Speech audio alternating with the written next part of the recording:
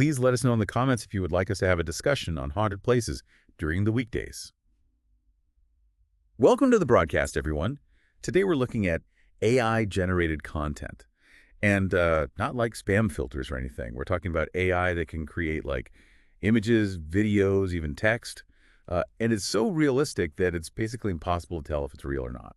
It is really amazing how fast this technology is changing. I mean, we went from really basic chatbots to AI that can like write movies and music in such a short time. Like there are tools out there like Dorly and Midjourney that artists and designers are using already, and the stuff they're making with it is kind of mind-blowing. Yeah, it is pretty wild to see what AI can make these days. But all this power, it does kind of come with some questions, especially when you think about how it could be used in a bad way. Yeah. So that's exactly what we're going to be talking about today. Do we need laws for AI-generated content? Yeah, and it's not just about like fake news. I mean, that is a big concern, obviously. But we're also talking about things like deepfakes. Right, deepfakes. Yeah, those videos made with AI that can make it look like anyone is saying or doing anything. And we've already seen deepfakes used to make, well, explicit videos without people's consent, which is awful and so harmful. It's like a whole other level of online harassment. Yeah, definitely. There was a study recently by University X that found that deepfakes are being used in over a percentage of harassment cases online. And that number is just going up. What's really scary is that the technology to make these deepfakes is getting easier and cheaper to get. You don't have to be some tech genius or have millions of dollars to make a good deepfake anymore. That is a scary thought. And it's not just individuals who could be hurt by this. Think about how deepfakes could be used to, like, mess with elections. Like, imagine a video of a politician saying something really bad that just isn't true. It could totally ruin their campaign, and people would lose trust in the whole system. Exactly. And the thing is, it's not always easy to tell if a video is a deepfake. The tech is getting so good that even experts have trouble figuring it out. That's why it's so important that we have some rules and ways to stop this technology from being used for bad stuff. So let's talk about that. Like, what kind of rules are we talking about? How would they actually work? Well, one idea is that anything made with AI would have to be labeled. Okay. Kind of like how food has labels, so you know what's in it. So with this, you'd know if something was made by a person or by AI. So like a big label that says made with AI. Exactly. I can see how that would make things more transparent and people could make better decisions about what they're seeing online. But is that really enough? Don't we need to like hold the people making this stuff accountable too? Oh, absolutely. We need to have strong laws to stop people from making and sharing this harmful content. It might mean changing our existing laws about things like defamation and harassment to include stuff made with AI. And we need to think about how we can help the victims of deep fakes and other kinds of AI abuse, like giving them legal options and support. This is complicated, huh? It doesn't seem like there's an easy answer. You're right. It really is a tough issue. And it's not just about technology, it's about society as a whole. We need to be talking honestly about the ethics of AI, and we all need to work together to figure out rules and regulations that will protect people. That's true. It's not something the tech companies or the government can fix on their own. We all need to be part of this. And it's not just about stopping the bad stuff. We also need to think about what AI-generated content will do to our culture, like how we understand truth and reality. That's a good point. As AI gets better and better and it's everywhere, it's going to get harder and harder to know what's real and what's not. What's that going to do to our trust in the media or each other? What happens to us when we can't even believe what we see and hear? Those are some really big questions, and I don't think anyone has all the answers yet. But one thing's for sure. We need to start talking about this now, before it's too late. It feels like we're at a crossroads. Yeah. AI could be really good for us, or it could be really bad. The decisions we make now are going to determine what happens next. I agree. It's up to all of us to make sure AI is used to make the future better, not worse. It's kind of wild to think about how AI content could make it hard to tell what's real and what's fake. We're already seeing it in movies and stuff, like AI is being used to make virtual actors and special effects. But as this tech gets better, it's going to be harder and harder to tell what's real in, well, everything. It's funny you should say that. Like just the other day, I was scrolling through social media and I saw this video and it looked so real. I actually had to like watch it again. Turns out it was made with AI.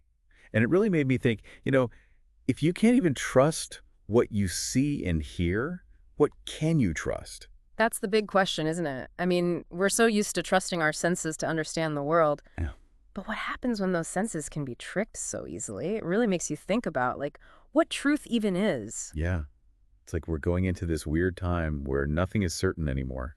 You can't just take things at face value. It's exciting, but also kind of scary. There's definitely something unsettling about it, and it's not just about being tricked or lied to. It's about what this AI stuff is doing to our culture, you know? Like, what if everyone starts using AI to make art and music? Will there be any originality left? That's interesting. I have heard some artists say that AI could actually help them be more creative. Hmm. Like it could be a tool to come up with new ideas. Yeah, I've heard that too.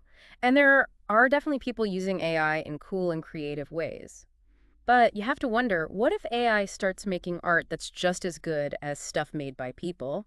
What happens to the value of human creativity? Will we just be drowning in AI content and never hear from real artists again? That's a good point. And it's not just about artists losing money. It's about losing something really important about what it means to be human. Art and music, they help us understand ourselves and the world. If AI takes that over, we lose something really special. I agree. Which brings us back to those rules we were talking about. We need to make sure AI is used to help human creativity, not replace it. Like, maybe we could encourage people to make AI tools that work with artists, not against them. Or we could have guidelines for using AI in creative fields, kind of like how copyright laws protect artists' work. So it's not about like getting rid of AI completely. It's about figuring out how to use it the right way. But how do we even define what's right when it comes to AI and art? That's tough. There isn't a simple answer. But I think it starts with understanding that AI isn't some neutral thing. It reflects the values and biases of the people who made it.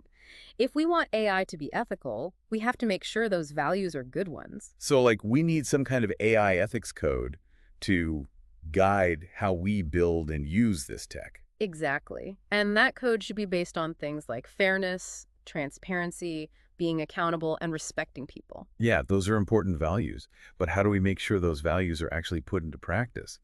It's one thing to talk about ethics, but actually doing it is a lot harder. You're right. We can't just talk about it. We have to take action. Maybe we need like independent groups to check if AI projects are ethical or ways for the public to give feedback on AI development. And we need to hold those tech companies accountable for how their products affect society. This is making me realize that this isn't just a conversation for tech people and politicians.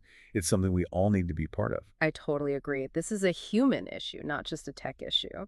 And what we do today will affect the future for everyone. Well, this has been really eye-opening. Thanks for sharing your knowledge on this stuff. It feels like we've just scratched the surface, though. Like, there's so much more to talk about. It feels like we could talk about this forever. There's just so much to unpack with AI, you know? It's going to change everything. It really is. And we haven't even touched on the economic side of things. Like, how are all these AI tools going to affect different industries? Are people going to lose their jobs? Will there be new jobs created? There are so many questions. Yeah, that's a whole other conversation. And what about, like, inequality? We talked about how AI could spread fake news and stuff, but could it also make existing biases worse? Like, could it be used to discriminate against certain groups of people? That's definitely something to worry about. AI systems, they learn from huge amounts of data, right? And a lot of that data reflects the problems and biases we already have in society. So yeah, we could end up with AI that actually makes discrimination worse. It's like that saying, garbage in, garbage out. If you feed AI bad information, you're going to get bad results. So how do we make sure AI is actually used to make things more fair, not less?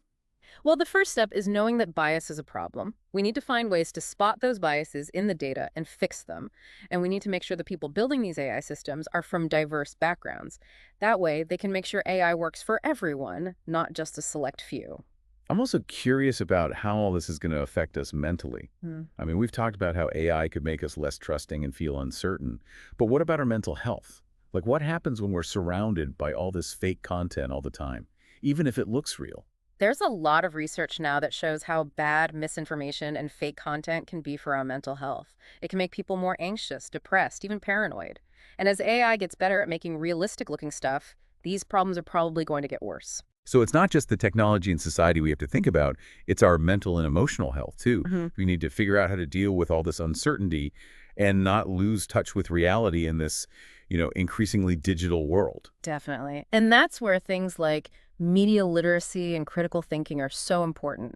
We need to learn how to tell what's real and what's not, to think for ourselves and not be easily manipulated. We need these skills and we need to teach them to future generations.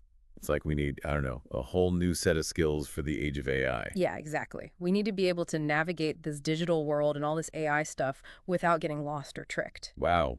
We've covered a lot today. From the good and bad of AI-generated content to how we might need new laws and ethics guidelines and how it's all going to affect society and even our minds. I think it's safe to say that AI is going to change things in a big way. And what we do now is going to decide whether those changes are good or bad. It really is. We're shaping the future with every choice we make. Let's try to make it a future we can all be happy with. Yeah, I've said it better myself. Thanks for joining us for this really interesting conversation. Please let us know in the comments if you would like us to have a discussion on haunted places during the weekdays.